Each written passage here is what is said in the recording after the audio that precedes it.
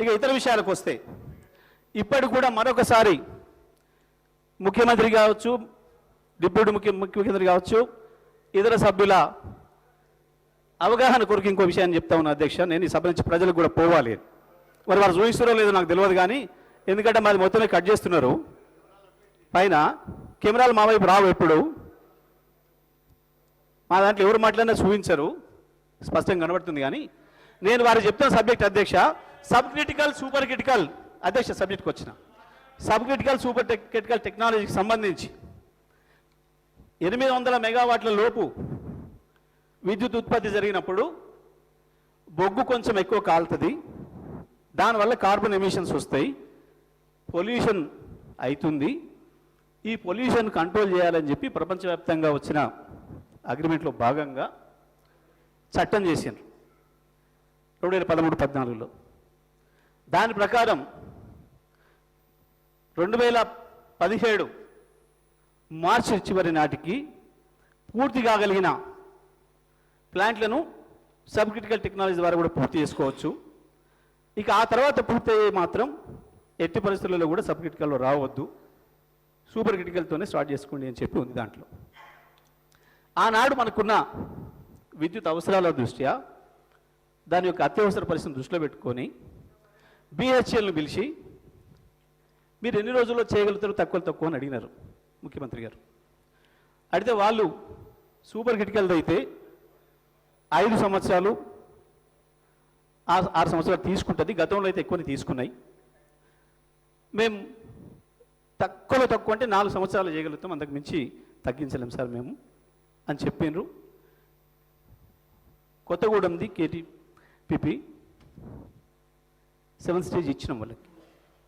అదే సందర్భంలో మా దగ్గర 270x4 మెషినరీ 2270 మెగావాట్లు తయారు చేయగలిగిన మెషినరీ మా దగ్గర సిద్ధంగా ఉంది. మీరు అర్జెంట్ అంటున్నారు కాబట్టి సివిల్ వర్క్స్ చేసుకుంటే ఆ మెషినరీ తెచ్చి ఇక్కడ చేసుకోవచ్చు, బిగించుకోవచ్చు, కొత్త మిషనరీ అది. మీరు అవకాశం ఇస్తే అది చేస్తాం, 2 ఏళ్లలో పూర్తి చేస్తాం. అది కూడా కేంద్ర ప్రభుత్వం యొక్క కండిషన్స్ మాకు తెలుసు. మార్చి 2017 లోపలనే చేస్తాం మేము అని చెప్పారు. కేంద్ర ప్రభుత్వ సంస్థ వారు ముఖ్యమంత్రి గారు చెప్పినట్లు వాళ్ళ దగ్గర టెక్నాలజీ మెషినరీ ఎక్విప్మెంటే వాళ్ళ కాడ తీసుకుంటాం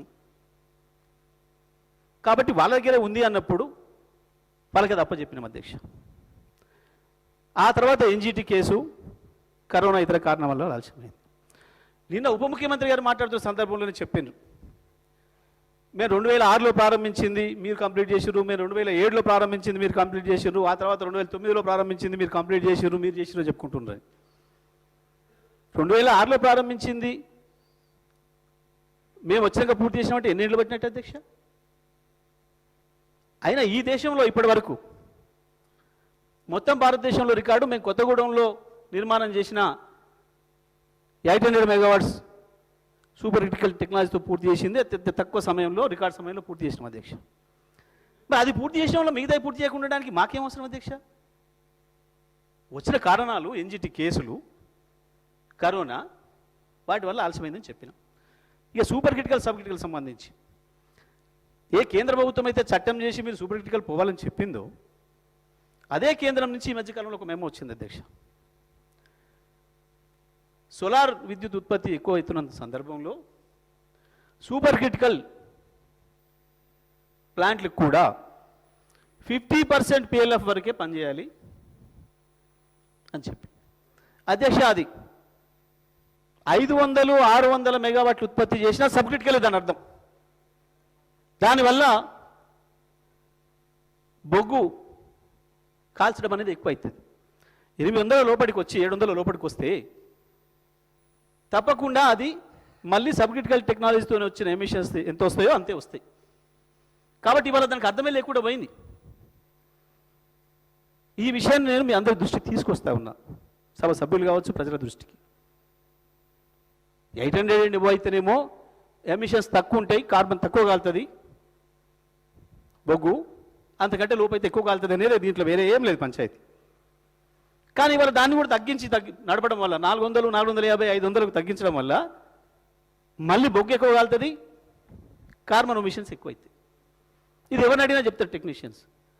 కాబట్టి దీంట్లో ఏందో బ్రహ్మ విద్య ఉంది, ఏదో sub critical super critical sub critical పెట్టిండ్రు, మొత్తం ఈ రాష్ట్రం నాశనం అయిపోయింది, దాంతో డబ్బులు పోయినాయి అని చెప్పి మీరు చేస్తున్న ప్రచారం సరే ఇది కాదు అనే విషయాన్ని నేను ప్రజలకు చెప్పవలసుకున్న ఇక్కడి నుంచి అదే విషయాన్ని ప్రస్తావించిన అధ్యక్ష. ఇకపోతే మీరు బీఓపీ బీటీపీ గురించి మాట్లాడినారు. అదే సందర్భంలో మనం ఇవాళ ఇక్కడ ఏదైతే కొత్తగూడెం ప్లాంట్ను బీహెచ్ఎల్కి ఇచ్చినామో మొత్తం కలిపేసినాం అధ్యక్ష. అది కూడా దాని మీద వీళ్ళు ఒక్కసారి కూడా మాట్లాడలే. ఇంక అది కూడా ఉంది. మరి కేవలం యాదాద్రి భద్రాద్రిలో బీహెచ్ఎల్కి ఇచ్చిన మాట్లాడుతున్నారు, కొత్తగూడెంని కూడా బీహెచ్ఎల్కు నామినేషన్ పద్ధతుల్లో ఇచ్చినాం. దాన్ని మేము ఇచ్చింది 3800 కోట్లకు అధ్యక్ష బీహెచ్ఎల్కి. కానీ అదే సమయంలో పక్కన ఆంధ్రప్రదేశ్లో బీటీజీని బీఓపీని వేరువేరు చేసి నామినేషన్ పైనే బీహెచ్ఎల్కు 2007 కోట్ల రూపాయలకి ఇచ్చిండ్రు. సివిల్ వర్క్లను ప్రైవేట్ కాంట్రాక్టర్లను పిలిస్తే బిడ్డింగ్ రూపంలో దాదాపుగా 2700 కోట్లు 2600 కోట్లు సబ్జెక్టు కండిషన్. మనకంటే 830 కోట్ల పైగా ఎక్కువ ఖర్చు వచ్చింది ఆడ ఆంధ్రప్రదేశ్లో. సేమ్ సైజు సేమ్ ప్లాంటు విజయవాడలో. ఇంకోటి కృష్ణపట్నంలో కూడా పిలిచారు అదే సమయంలో, అక్కడ ఇంకా ఎక్కువ. ఇదే బీహెచ్ఎల్కు 2007 కోట్లకేమో బీటీజీ ఇచ్చిండ్రు, బీఓపీ అక్కడ 3000 కోట్ల చిల్లరకు వచ్చింది అధ్యక్ష ఓపెన్ టెండర్గా పిలిస్తే. మనకంటే 1150 కోట్లు ఎక్కువైంది. మరి మనం బీహెచ్ఎల్కి ఇచ్చి లాభం జరిగిందా నష్టం జరిగిందా? ప్రభుత్వ రంగ సంస్థకి ఇస్తే వీళ్ళేదో మీరు ఇంటర్ను మళ్ళీ ప్రైవేట్ వాళ్ళకి ఇచ్చుకున్నారు, సబ్ కాంట్రాక్ట్లకు ఇచ్చుకున్నారు. అధ్యక్ష, ఒకవేళ మీరన్న మాట ప్రకారం దాంట్లో ఏదో మతలబు ఉండి ఏందో పైసలు వస్తాయి అనుకుంటే మేము బీహెచ్ఎల్కి ఇచ్చి సబ్ కాంట్రాక్ట్ తీపియాలి అధ్యక్ష. మేము డైరెక్ట్గానే ప్రైవేట్ వాళ్ళని పిలుచుకుంటాం కదా, అవతల చంద్రబాబు నాయుడు గారు పిలిచినట్టు, ఇంకో రాష్ట్రం పిలిచినట్టు డైరెక్ట్గా పిలుచుకోవచ్చు కదా. మేము మా చేతుల్లో తీసుకుపోయి వాళ్ళ చేత కప్ప చెప్పి వాళ్ళని బతిలాడి ఇంకొనికి ఇప్పించే అధ్యక్ష కర్మైంది మాకు. కానీ వీళ్ళకు రేపు కూడా మేము బీహెచ్ఎల్కి ఇవ్వాలని మేము డిమాండ్ చేస్తామన్న భయంతో వేరే తప్పుడు ఆలోచనలు మనసులో పెట్టుకొని ఇప్పటి నుంచే లేదని నిర్మాణం చేసుకుంటారు అధ్యక్ష. ఈ రాష్ట్రంలో మేము అడుగుతున్నాం, రాబోయే కాలంలో కూడా ప్రభుత్వ రంగ సంస్థలకే ఇవ్వండి నామినేషన్ మీద. మేము మిమ్మల్ని మెచ్చుకుంటాం, మేము మిమ్మల్ని అభినందిస్తాం, బీహెచ్ఎల్కే ఇవ్వండి మేము డిమాండ్ చేస్తున్నాం. మేము ఇచ్చే పద్ధతిలోనే ఇవ్వండి, మేము కాదనడం లేదు. మీరు తర్వాత సబ్ కాంట్రాక్ట్లు ఎవరికి ఇప్పించుకుంటారు ఏం చేసుకుంటారు అది మీకు తెలిసిన విద్య. అందులో ఒక్క సబ్ కాంట్రాక్టర్ అంటాడు ఎవడో కూడా నాకు పేరు తెలియదు ఇప్పటివరకు. కాంట్రాక్టర్ ఎవడో తెలియదు, సబ్ కాంట్రాక్టర్ ఎవడో తెలియదు. ఉంటే గింటే మీ చుట్టాలు ఎవడో ఉండొచ్చు కాంట్రాక్టర్లు. నా చుట్టమోడు ఒక్కడి కాంట్రాక్టర్ ఇడు అధ్యక్ష. ఒక్కడిని నిరూపించిన నా చుట్టమోడు కాంట్రాక్టర్ అని నేను దేనికైనా సిద్ధంగా ఉన్నా. కాంట్రాక్ట్లు చేసే అలవాటు మీది, బీహెచ్ఎల్ కొద్దు అదానికి ఇవ్వాలనేది మీ ఆలోచన. మొత్తం కరెంట్ విద్యుత్ రంగం తీసుకుపోయి అదానికి అప్పచెప్పాలనేది మీ ఆలోచన. డిస్కమ్లను తీసుకుపోయి వాళ్ళకి అప్పచెప్పాలనేది మీ ఆలోచన. మీరు దొంగరాతలు రాయిస్తున్నారు. డైరెక్ట్గా మాట్లాడకుండా పేపర్లలో చిట్ చాట్లో మాట్లాడి ఇక్కడ మాట్లాడి అక్కడ మాట్లాడి మీరు రాతలు రాయించుకుంటున్నారు. కానీ మీ భాగవతం ప్రజలు చూస్తున్నారు, ఏం డౌట్ లేదు, అన్ని గమనిస్తున్నారు. ఓల్డ్ సిటీ గురించి మా హరీష్ రావు గారు మాట్లాడితేనేమో బట్టి గారు లేచింది తెగిరిండ్రు. మరి అదేమేమో సభ్యులు ప్రస్తావించారు. అప్పుడు తేలుగుట్టిన కమ్మునున్నాడు. మరి ఎందుకో చెప్పలేదు. ఇప్పటికైనా చెప్పాలి దాని మీద. ఇప్పటికైనా సబ్జెక్టునే తెలియకపోతే ఊరుకో, సబ్జెక్ట్ మాట్లాడుతున్నాను. వారు చెప్తారు, వారు చెప్పుకోను నేను చెప్పదలుచుకుంటే. అధ్యక్ష కంక్లూడ్ అప్పుడు ఎట్లయింది అధ్యక్ష? గంట వాళ్ళకే ఇస్తారు మమ్మల్ని తిట్టడానికి గంట వాళ్ళకే ఇస్తారు. ఆందోళన ఆడ కాంపిటీషన్ నడుస్తుంది. సీఎంకు డిప్యూటీ సీఎంకు నాది రావాలంటే నాది రావాలని ఆ పంచాయతీలో వారు వచ్చి మాట్లాడతారు. డిప్యూటీ సీఎం గారు చెప్పలేరా అధ్యక్ష వీటికి సమాధానాలు? ఎందుకు ముఖ్యమంత్రి గారు అంతగానో భుజాలు దమ్ముకొని రావాలి ప్రతిసారి? ఎందుకంటే సభానాయకుడిగా నాకు అవకాశం ఉంది కాబట్టి. గౌరవనీయులు అధ్యక్ష, మాజీ మంత్రి గారికి తెలుసు అన్ని సబ్జెక్ట్స్కి సంబంధించి ఈ రాష్ట్ర ప్రయోజనాలను దృష్టిలో పెట్టుకొని ముఖ్యమంత్రి గారికి ఎప్పుడు ఏ సబ్జెక్ట్ పైన అన్నా ప్రజలకు సంబంధించిన అంశం వచ్చే వరకు క్లారిటీ ఇచ్చే వారికి అధికారం ఉంది. మీ ద్వారానే మీరు అవకాశం ఇస్తే మాట్లాడారు. మరి అన్నిట్లో ఆ విధంగా అందరి మంత్రులపైన స్వీపింగ్ రిమార్క్స్ చేసుకుంటూ అందరి సభ్యులపైన స్వీపింగ్ రిమార్క్స్ చేసుకుంటూ ఇది మాట్లాడడం సభ్యత కాదు అధ్యక్ష, మీకు కూడా తెలుసు. మీరు ముఖ్యమంత్రిగా కేసీఆర్ గారు ఉన్నప్పుడు అన్ని సబ్జెక్ట్స్ మేము మాట్లాడుతుండే అధ్యక్ష. ఒక్కరికి ఇక్కడ ఉన్న గౌరవ మా మంత్రులను అడగండి, మీ మీ మీ మీ సబ్జెక్ట్ కూడా వారే మాట్లాడిపోతున్నారు, మీకు కూడా అవకాశం లేకుండా ఉండే. కనీసం మా దాంట్లో ప్రజాస్వామికంగా అవకాశం అన్న ఉంది అధ్యక్ష. ప్లీజ్. ధన్యవాదాలు అధ్యక్ష. మా ముఖ్యమంత్రి గారు సభకే రాలేదని చెప్పారు, చుచ్చిదని ఒప్పుకున్నందుకు ధన్యవాదాలు, సంతోషం. అధ్యక్ష, ఇక మీరు పిటి హెడ్ గురించి వెళ్ళి మాట్లాడారు, అధ్యక్ష. మీరు పిటి హెడే కనుక నిజమే అయితే మరి విజయవాడ థర్మల్ పవర్ స్టేషన్ కట్టింది ఎవరు అధ్యక్ష? మీరే కదా. ఏ పిటి హెడ్ విజయవాడలో థర్మల్ పవర్ స్టేషన్ కట్టింది? ఏ పిటి హెడ్ ఉందని కట్టిండ్రు? ఎక్కడ బొగ్గు ఉందని? విజయవాడలో బొగ్గుదని కట్టిందా? కట్టింది ఎవరు? కాంగ్రెస్ గవర్నమెంటే కదా. దేనికి కట్టిండ్రు? కడప ఆర్టీపీపీలో కనీసం నీళ్ళు కూడా లేవు. బొగ్గే కాదు, బొగ్గు పత్త దొరకదు, బొగ్గు మళ్ళీ మనమే ఇచ్చేది సిగరెట్ నుంచే.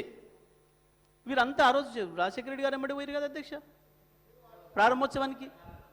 ప్రారంభోత్సవానికి వీరే కదా అధ్యక్ష. మరి అక్కడే పిటి హెడ్ అధ్యక్ష. నల్గొండలో కడితే తప్పు, కడపలో కడితే మీకు సంతోషం, విజయవాడలో కడితే సంతోషం, ఎందుకంటే మీ భాషలంతా అక్కడ ఉన్నారు కాబట్టి. కానీ మా భాషలు తెలంగాణ ప్రజలే, నల్గొండ జిల్లా ప్రజలు కూడా మా భాషలే, మా తెలంగాణ బిడ్డలే. అందుకే నల్గొండలో కట్టినాం. వెనుకబడ్డ నల్గొండ జిల్లాను అభివృద్ధిలోకి తీసుకురావడానికి కట్టినాం 100%. నేను కమిషన్ కూడా విషయం చెప్పిన, నేను కోరిన జిల్లా మంత్రిగా మొత్తం నాశనం చేస్తే నల్గొండ జిల్లాను వీళ్ళు 2 లక్షల మందికి కాళ్ళు చేతులు లేకుండా వంకరబోయేటట్టు చేసి ఫ్లోరిన్ ఇస్తే మాకు బహుమతిగా ఒక్క పరిశ్రమ 60 ఏళ్లలో 1000 మంది పనిచేసే ఒక్క ప్రభుత్వ పరిశ్రమ తేకుండా అక్కడ యువతను నాశనం చేస్తే నేను అడిగిన ఒక పవర్ ప్లాంట్ నిర్మాణానికి కావాల్సిన అధ్యక్ష 5-6 కాంపోనెంట్స్ ఉంటాయి. మొట్టమొదటిది నీళ్లు, 2 రోడ్ కనెక్టివిటీ, 3 రైల్ కనెక్టివిటీ, 4 అక్కడ వచ్చిన యాష్ ఏదైతే వస్తుందో దాని డిస్పోజల్. ఇటువంటి అన్నీ అక్కడ అందుబాటులో ఉన్నాయి. వాస్తవానికి మహబూబ్నగర్ జిల్లాలో గద్వాలలో కట్టాలని చెప్పి ఆలోచన చేశారు కేసీఆర్ గారు. ముందు మహబూబ్నగర్ సంబంధించిన మంత్రులతో మాట్లాడారు, మీ దగ్గర అవకాశం ఉందా? ఎందుకంటే రాయచూర్ థర్మల్ పవర్ ప్లాంట్ ఉంది కాబట్టి అన్ని అనుకూలంగా ఉంటేనే పవర్ ప్లాంట్ వస్తుంది, అది ఎప్పుడో కట్టబడింది కాబట్టి ఆ ఏరియాలో కడదాం చూడండి అని అక్కడ కలెక్టర్ గారికి చెప్పాను. ఆడ భూమి ఏమైనా ప్రభుత్వ భూమి అందుబాటులో ఉందా, భూమి తీసుకోవడానికి అవకాశం ఉందా చూడమని. కానీ అక్కడ కలెక్టర్ గారు 2-3 నెలల తర్వాత రిపోర్ట్ ఇచ్చి భూమి ఉన్నమాట వాస్తవమే కానీ చాలామంది పేదలకు ఇచ్చిండ్రు, అసైన్మెంట్ చేసిండ్రు, కొంతమంది అదనంగా ఉన్నారు, 5-6 వేల మంది ఉన్నారు, అంతమంది నిరాశలు చేయడం కష్టమవుతుంది అని చెప్పాను. ఆ సందర్భంలో నేను అడిగిన ముఖ్యమంత్రి గారిని, అన్న మా దగ్గర అవకాశం ఉంది, దామరచెర్ల ప్రాంతంలో నీళ్లున్నాయి, 10 ఏళ్ళు కరువు వచ్చిన నీళ్ళు అందుబాటులో ఉన్నాయి, రైల్వే ఉంది, అక్కడి నుంచి నేషనల్ హైవే ఉంది, రేపేదైనా సందర్భం పడితే ఎందుకంటే కేంద్ర ప్రభుత్వం అప్పటికే చట్టం తెస్తూ ఉంది విదేశీ బొగ్గు వాడాలి అని చెప్పి కూడా. ఇందులో ప్రధానమైనది అధ్యక్ష, వారికి తెలిసే చెప్పినరో తెలియక చెప్పినరో తెలుసని అనుకుంటున్నాను నేను, కానీ బొగ్గు అలాట్మెంట్ అనేది పూర్తిగా కేంద్ర ప్రభుత్వం చేతిలో ఉన్న అధికారం. మన సింగరే నుంచే వేయాలని కూడా ఏం లేదు.